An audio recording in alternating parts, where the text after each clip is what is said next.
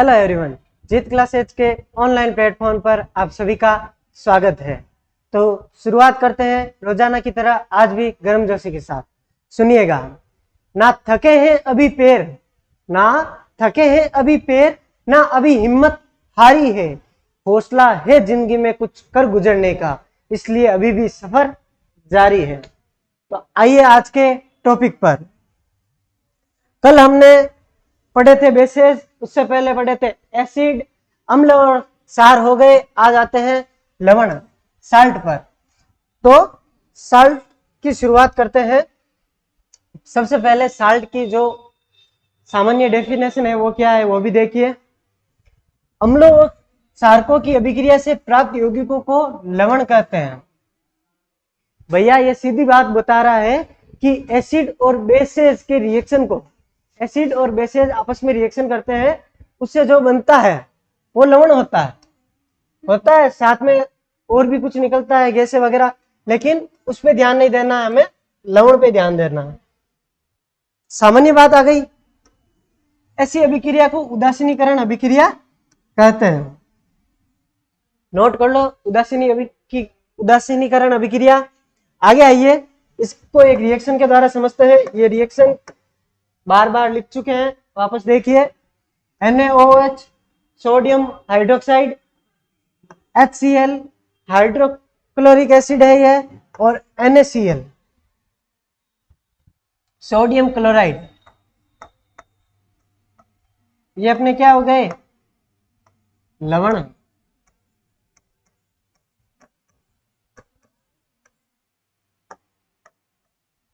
इस लवण के लिए माथाफोड़ी कर रहे हैं सारी की सारी। तो इसे आप हल्के से समझ सकते हो। लवण क्या है, साल्ट क्या है, बेसेस और एसिड की रिएक्शन करवाई जाती है तो एक साल्ट प्राप्त होता है और दूसरा H2O पानी प्राप्त होता है। हमें NaCl साल्ट सोडियम क्लोराइड से मतलब है। तो साल्ट की हो गई सामान्य डेफिनेशन। आगे बढ़िए। वही अब लवणों के कुछ प्रकार भी हैं। लवणों को कुछ और भी आगे बांटा गया है। कैसे बांटा गया है?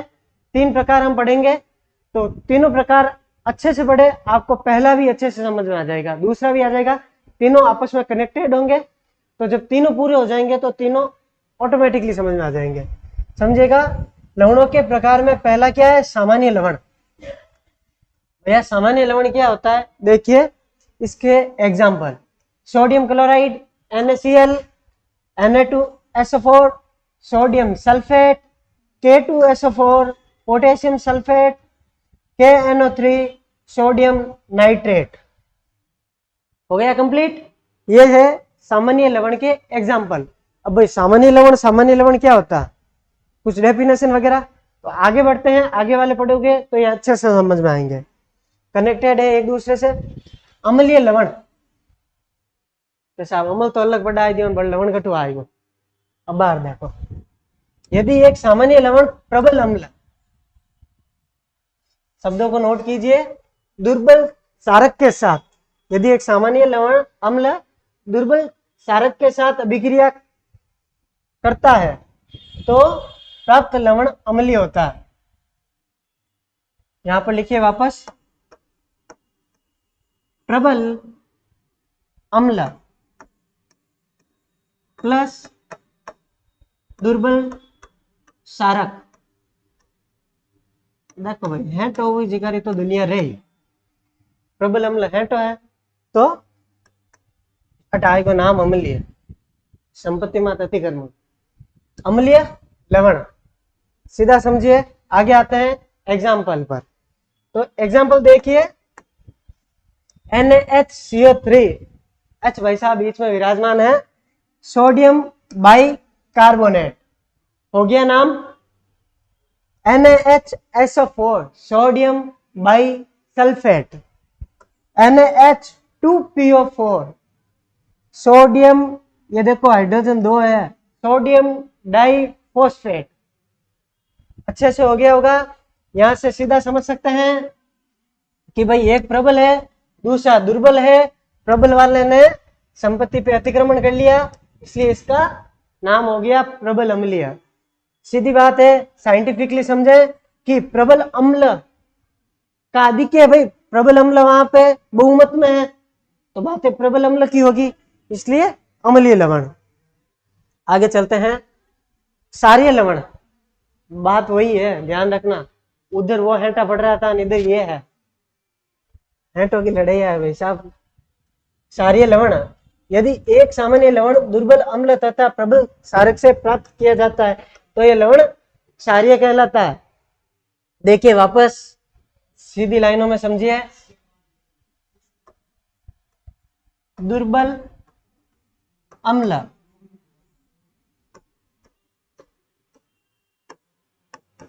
प्लस प्रबल क्षारक,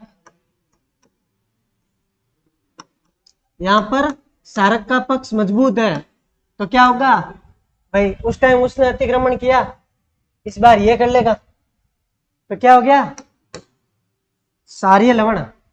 सीधा कॉन्सेप्ट है कि जब जो प्रबल होगा उसका नाम आएगा ऊपर।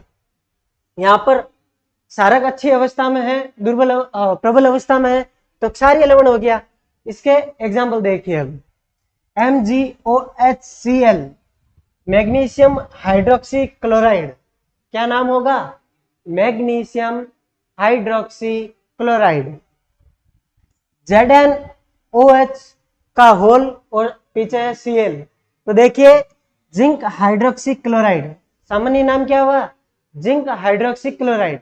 इसका मतलब एक बात तो है भैया कि अगर अम्ल प्रबल है तो अम्लीय लवण हो गया, क्षारक प्रबल है तो क्षारीय लवण हो गया, तो वो सामान्य लवण क्या था, सीधा कॉन्सेप्ट है, उसमें न तो कोई प्रबल है, ज्यादा प्रबल है, और न कोई ज्यादा दुर्बल है, यानी कि दोनों एक समान है।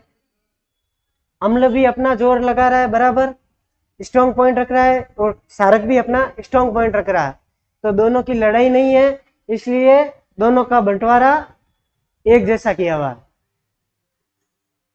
आगे बढ़ते हैं, द्विक लवण। ये द्विक लवण भाई साहब क्या होते हैं ये भी देख लीजिए, इसके सीधे एग्जाम्पल पर आइए, कभी कभी पूछ लिया जाता है। मोहर लवण, मोहर लवण एडी मोटी रिएक्शन, देख डर जो मत, FeSO4, ये डॉट लगा हुआ है पॉइंट, NH4 का होल 2 SO4 पॉइंट, पानी के 6 अणु, जल के 6 अणु 6H2O, इसे क्या कहा जाता है, मोहर लवण।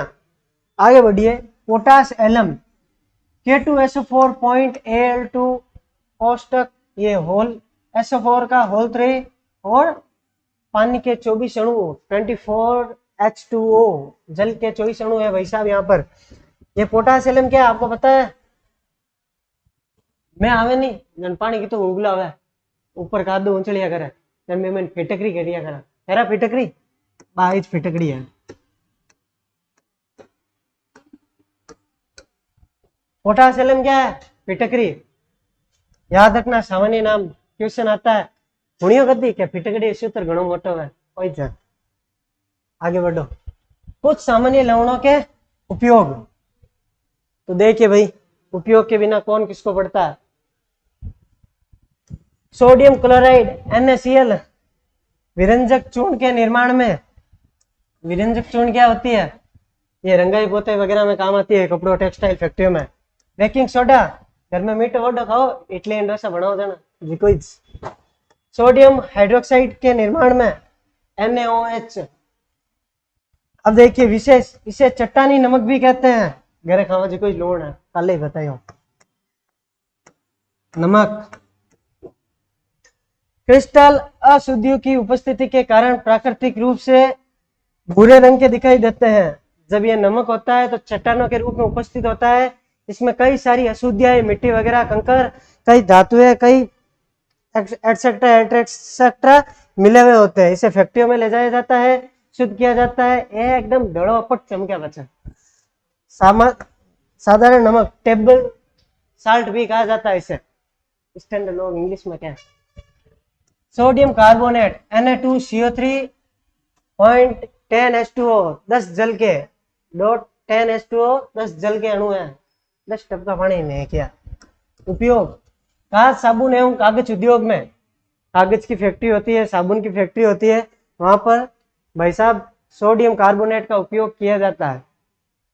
जल की स्थायी कठोरता को हटाने में, जल की स्थायी कठोरता की कर हटा, कभी कभी भारी पानी क्या है, अटेर पानी भारी है, अटेर पानी हल्को है, यानी कि पानी में कभी कभी लवणीय तत्व ज्यादा होते हैं, कई सारी धातुएं मिली होती है, अशुद्धियां होती है, उसको सही करने के लिए, मृदु करने के लिए, या फिर कहें तो साफ करने के लिए भी सोडियम कार्बोनेट का कई सारी चीजों का उपयोग किया जाता है। उसमें से एक भाई साहब ये भी है सोडियम कार्बोनेट। अपमार्जकों के निर्माण में, सरफ अपमार्जक, कपड़ों की शुष्क धुलाई में, साड़ियां ड्राई क्लीन करा हुई कदी, कपड़ों की शुष्क धुलाई सोडियम कार्बोनेट इसकी मदद से की जाती है। विशेष इसे धावन का सोडा, कपड़ा धोवे जी को सरफ इमेज का, सोडियम बाइकार्बोनेट NaHCO3। चलते हैं आगे, बेकिंग पाउडर बनाने में, बेकिंग पाउडर वही इडली डोसे वाला, अग्निशामक में, आग बुझो वास्ता, तृतीय अम्ल में एसिड को काटने के लिए, एसिड का जो विपक्ष में है उसको, एसिड के इफेक्ट को कम करता है, वो भाई साहब है NaHCO3 सोडियम बाइकार्बोनेट। इसे बेकिंग सोडा भी कहते हैं। भाई साहब आ गया बेकिंग सोडा। खूब बनाओ इडली डोसे, आओ पियो मौज करो, 10 रुपया में घणो ही दादा। जिप्सम CaSO4 2H2O, 2 जल के अणु है, 0.2H2O, 2 जल के अणु है। टूटी हुई हड्डियों को जोड़ने में, कोई हड्डियां भाग जा नहीं तो काम होगा। प्लास्टर के रूप में, खिलौने बनाने में, जब किसी का पैर फ्रैक्चर होता है तो पैर को काफी टाइम तक, महीने 2 महीने तक सीधा रखना पड़ता है, जो कि नॉर्मली अपन भटकावे पगड़ी पाची हड्डी टूट जावे, उसके लिए जिप्सम का लेप लगाया जाता है। जिप्सम की पट्टी बिछाई जाती है पैर पे, जिससे वह एक शेप ले लेता है और पैर इधर उधर मूवमेंट नहीं कर पाता है, और 1 महीने 2 महीने के बाद में वो हड्डी आपस में अपने आप जुड़ जाती है। इसे कहते हैं प्लास्टर के रूप में, वही होता है प्लास्टर। खिलौने बनाने में, गणपति बापा मोरिया, आधा लाडू चोरिया आएगा। गजानन जी की मूर्ति, गणेश भगवान की मूर्ति जिप्सम की बनी होती है। ध्यान रखना, जो मूर्तियां होती है मिट्टी की मूर्तियां कहते हैं हम, लेकिन वो मिट्टी की अब नहीं बनती है, पहले बनती थी, अब जिप्सम की। अपन मारवाड़ी भाषा में खड्डी है, दिवाली टाइम चौपड़िया करा देती थी। विशेष इसे प्लास्टर ऑफ पेरिस कहा जाता है। और पेरिस देश नहीं है, प्लास्टर ऑफ पेरिस, पेरिस घूमन मत जबरी। कॉपर सल्फेट CuSO4 0.5H2O, 5 जल के अणु है पीछे, ध्यान रखना। उपयोग विद्युत लेपन में, अरे भाई साहब विद्युत लेपन कही है तो 8वीं कक्षा में पढ़ा होगा। ऐसा बीकर था, 2 रोडे थी, यहाँ पर एक विलियन था, अब धारा प्रवाहित की गई, ज्यादा हम डीपली नहीं जाएंगे, सीधा सीधा समझिए। तो एक धातु पे यहाँ से विलियन से लेप था, वो इन पे आ रहा था, इधर से माइनस प्लस की रिएक्शन हो रही थी, बहुत कुछ हो रहा था, और एक रोड पे विद्युत लेपन की क्रिया हो रही थी, उस पे CuSO4 कॉपर सल्फेट का लेप लग रहा था, हमने पढ़ा था। तो यह वही विद्युत लेपन है, सामान्य समझिए, ज्यादा कॉन्सेप्ट में डीपली में नहीं जाएंगे। तो विद्युत लेपन की क्रिया हो गई ये बड़ी बड़ी फैक्ट्रियों में, बड़े बड़े बर्तनों, साइकिल वगैरह की फैक्ट्रियों में इसका काफी हद तक उपयोग किया जाता है। कॉपर को शुद्ध करने में, कॉपर भाई साहब धातु है, उसे शुद्ध करने में उसमें अशुद्धियां मिली हुई होती है, तो यह कहता है चुटकियों में साफ कर दूंगा।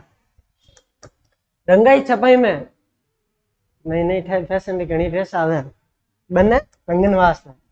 कीटाणु नाशी में, कीटाणुओं को नाश करने में, विशेष इसे नीला थोता, very very very very important, नीला थोता, नीले थोते का सामान्य नाम, फॉर्मूला पूछ सकते हैं, अणुसूत्र पूछ सकते हैं, इस अणुसूत्र से सामान्य नाम पूछ सकते हैं, उपयोग पूछ सकते हैं, कुछ भी पूछा जा सकता है, वेरी इंपॉर्टेंट। बहुत बार नीला थोता से संबंधित सवाल पूछा गया है। 1 मिनट, हाँ चले आगे चलते हैं। पोटास एलम, भाई साहब पिटकड़ी पाची आएगी। K2SO4 पॉइंट Al2SO4 का होल 3 और 24H2O। जल के 24 अणु है फिटकरी के अंदर, ध्यान रखना। उपयोग, फिटकरी के उपयोग क्या है भैया? आया होगा उपयोग, ले ले। जल को शुद्ध करने में आएगी, मेहरबान साफ करा नहीं। जल को शुद्ध करने में कदी कदी वो टूंटे वाला पानी घनी खराब आवे। खून बहने से रोकने में, अब भैया जो रक्त का प्रवाह होता है उसका थक्का बनाने के लिए भी फिटकरी का अच्छा खासा उपयोग माना जाता है। रंगाई में, कपड़ों की रंगाई वगैरह में भी इसका काम लिया जाता है। चमड़ा उद्योग में, जो चमड़े का उद्योग होता है, चमड़े के पर्स बनते हैं, चमड़े के बेल्ट बनते हैं, चमड़े के बूट बनते हैं, रेड सी वुडलैंड आपने सुना होगा, उस फैक्ट्री में इसका अच्छा उपयोग किया जाता है। औषध उद्योग में फिटकरी का उपयोग औषधि के रूप में भी किया जाता है।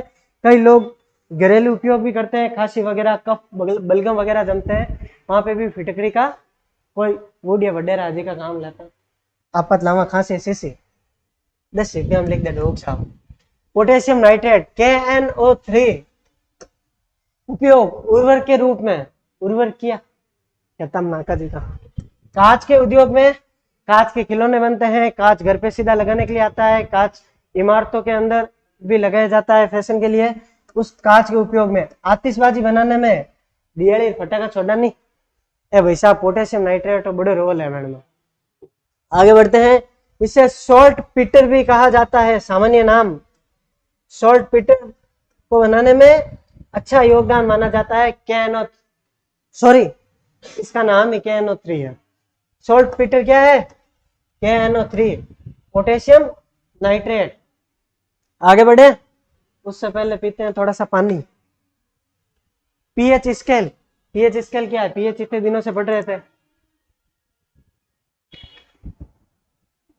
काफी हद तक पीएच हमने पहले ही समझ ली थी, हल्की सी पीएच बाकी रह गई, देख लीजिए कुछ और पीछे रह गया तो।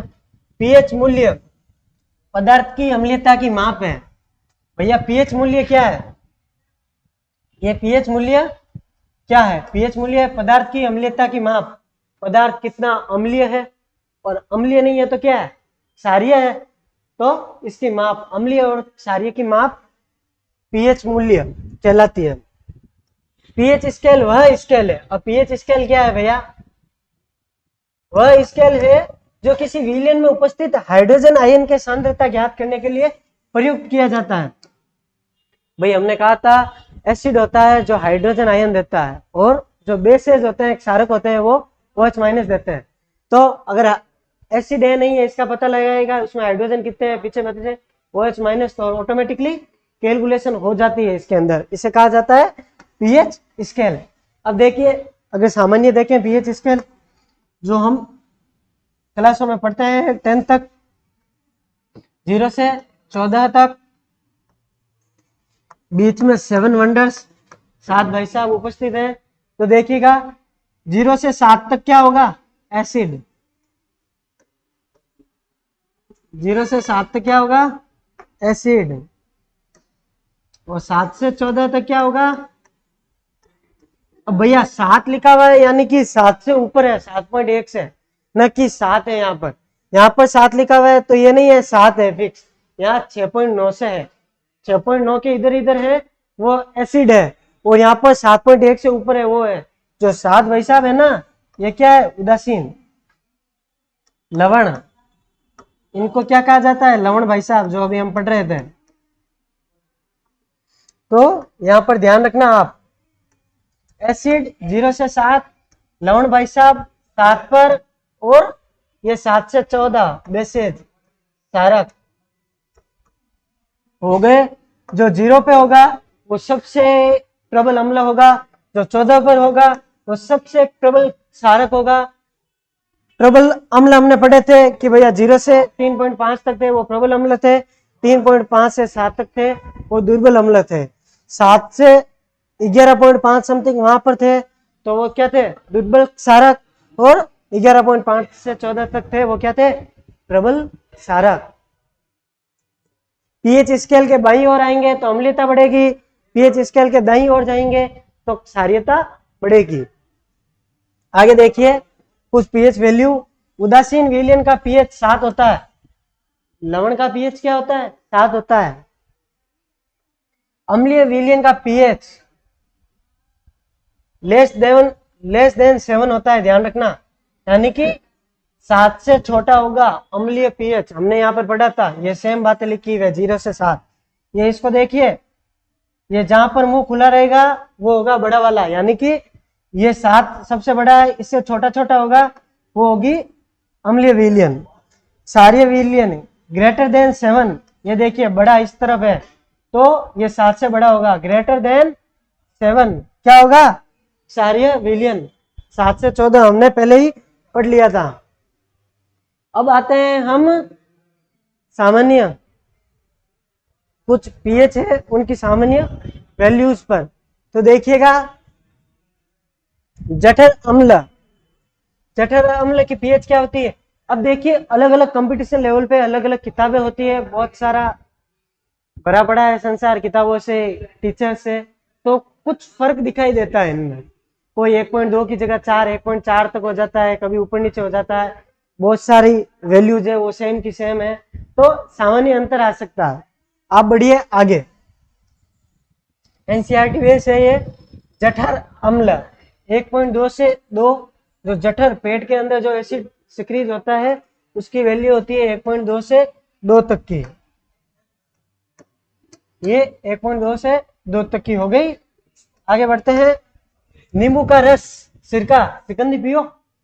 पीएच वैल्यू 2.2 से 3.4, माइनस नहीं है, वो डेस्क है, माइनस समझ लो लगा, ठीक। आयोडीज संतरे का रस, ऑरेंज जूस 3.2 से 3.9, इसकी पीएच वैल्यू होती है। टमाटर 4.0 से 4.4। देखिए भाई, टमाटर का सिंपल लॉजिक है, थोड़ा सा हंसी मजाक, चलिए चलो छोड़ो, आगे बताएंगे कभी। लार, गाय का दूध, लार और गाय का दूध है, उसकी पीएच एक जैसी मानी जाती है, 6.4 से 6.6।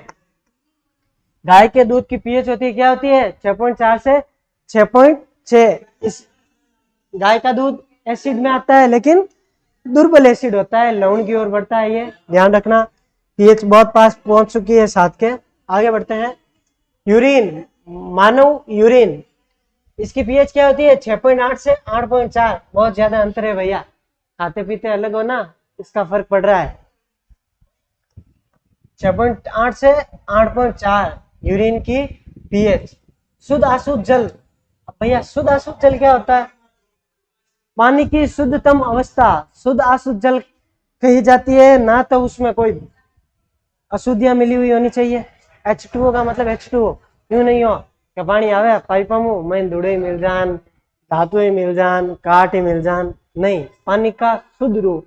अगर घर पे अशुद्ध जल प्राप्त करना है तो हमने वो पदार्थों की अवस्थाओं में शुद्धिकरण के लिए विधियां पढ़ी थी। भगोलो ले पानी उन्नो छाड़ो, उसमें एक पाइप जोड़ो, अब ये पाइप होगा, वाष्प बनेगा, ये वाष्प पाइप से आएगा, यहाँ पर इस पाइप को ठंडा करो, टेम्परेचर कम करो, तो यहाँ पर वापस ये संघनन की मदद से पानी एकत्रित होगा। बढ़िया भगोला हाथों धोइजो, पानी साफ रखो, नहीं पीएच वैल्यू ऊपर नीचे डाला। यहाँ पर जो पानी एकत्रित होगा भाई, जो अशुद्धियां होगी वो तो यहाँ की यहाँ रह जाएगी, जो भाप बन के पानी जाएगा शुद्ध अवस्था में वो यहाँ पर प्राप्त होगा, इसे कहा जाता है अशुद्ध जल। यह टेक्निक कभी कभी असफल हो जाती है क्योंकि 2-3 गैस मिक्स हो जाएगा अपन घरा में, इसके लिए अच्छी लेबोरेटरी चाहिए, वहां पर अशुद्ध जल मिलता है। तो काफी हद तक यहाँ पर भी हम 7 की पीएच पर पानी जल को 7 की पीएच की अवस्था में पाने के लिए सफल हो पाते हैं, यह भी ध्यान रखना। शुद्ध अशुद्ध जल, ये हो गया पीएच 7। अब आते हैं भाई साहब बेकिंग सोडा। आज इतनी डोसा कड़ा आ रहा है, 9.2। बेकिंग सोडे की पीएच वैल्यू क्या होती है? 9.2। आगे बढ़िए। समुद्री जल, समुद्र में वो पानी होता है वो 8.5 लेवल कड़वा होता है, खारो खारो वह 8.5, और अम्लीय होता तो खट्टा खट्टा लगता। सोडियम हाइड्रोक्साइड NaOH की पीएच, ओ हो भाई साहब 14 आ गई।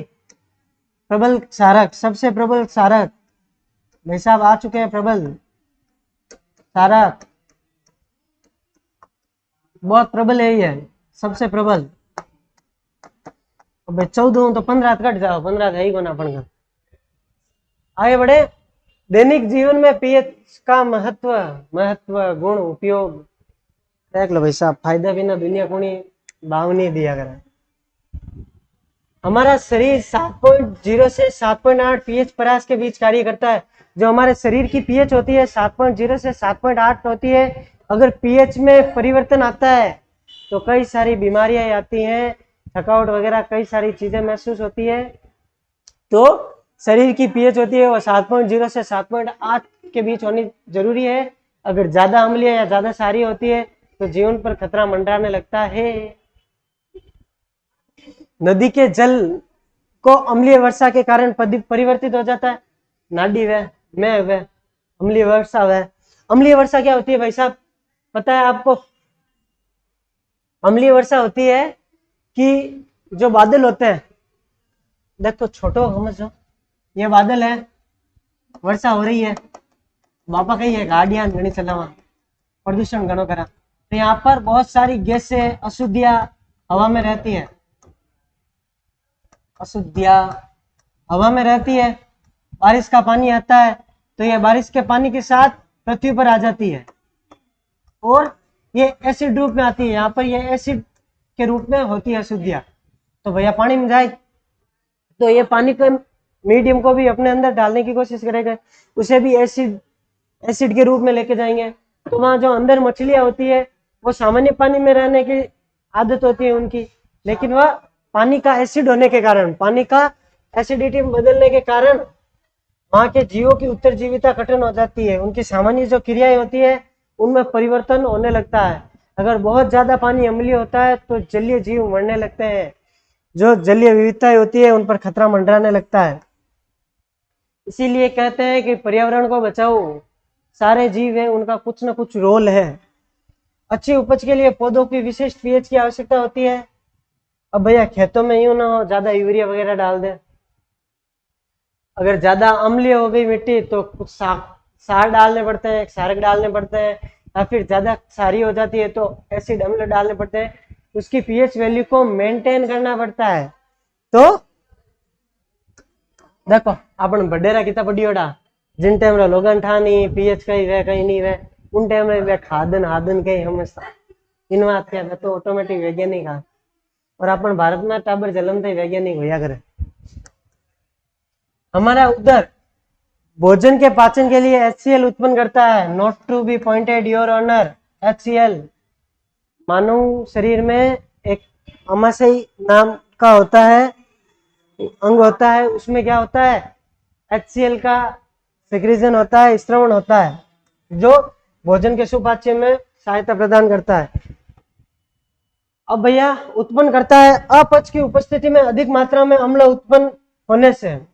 भैया आडे कट खा लियो जिमण में जाए रोटी पची को नहीं, जोर पड़ी मशीन माते जने HCl का स्त्रवण ज्यादा होगा तब, और HCl का स्त्रवण ज्यादा होगा, कभी कभी बहुत ज्यादा हो जाता है तो जलन की अनुभूति होती है। पेट बड़ा सा, पेट बड़ा, वही है, पेट में जलन की उत्पत्ति होती है, जिसे मुक्त करने के लिए प्रति अम्ल मिल्क ऑफ मैग्नीशिया MgOH2, सामान्य नाम हमने पहले भी पढ़ा था, इंपॉर्टेंट है याद करना, ये दुर्बल सार है, इसका उपयोग किया जाता है। मिल्क ऑफ मैग्नीशिया का उपयोग किया जाता है पेट की एसिडिटी को दूर करने के लिए। खट्टी डकार आती है, पेट में जलन होती है, ये वही समस्या है। इन बात क्या कम खानो, पचाए खानो नहीं दे क्यों जिमण में नहीं टूटू। मुंह के पीएच का मान 5.5 से कम होने पर इनेमल, हमारे दांतों के बाहर जो आवरण होता है वो इनेमल होता है, उसे क्या कहते हैं इनेमल। अब भैया समझिए कि जो मनुष्य होता है उसके शरीर का सबसे कठोर क्या होता है, या फिर कहो तो जंतु जगत। एक तो पादप जगत हो गया, पौधे हो गए, और एक हो गया जंतु जगत। जंतु जगत का सबसे कठोर पदार्थ क्या होता है, इनेमल, ध्यान रखना, जंतु जगत का सबसे कठोर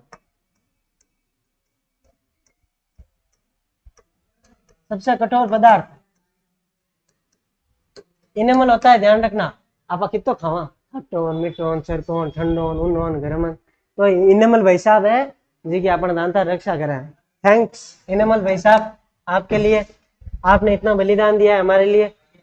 फिर भी क्या होता है कि कोई टेम से उड़ते दातन करे नहीं, अच्छा है गिट्टी और फलानो गिट्टी हो, तो बहने कई समस्या हुआ करे, इनेमल का सही होने लगता है, दांत में छेद होने लगते हैं, पचके डाडा भरावान, कोचर भरावान, फलाना ढींगड़ान, तो इनेमल भाई साहब के सही हो जाने लगते हैं। यहाँ पर देखिए इनेमल भाई साहब का नाम क्या है, केमिकल नेम, कैल्शियम फॉस्फेट से बना होता है इनेमल।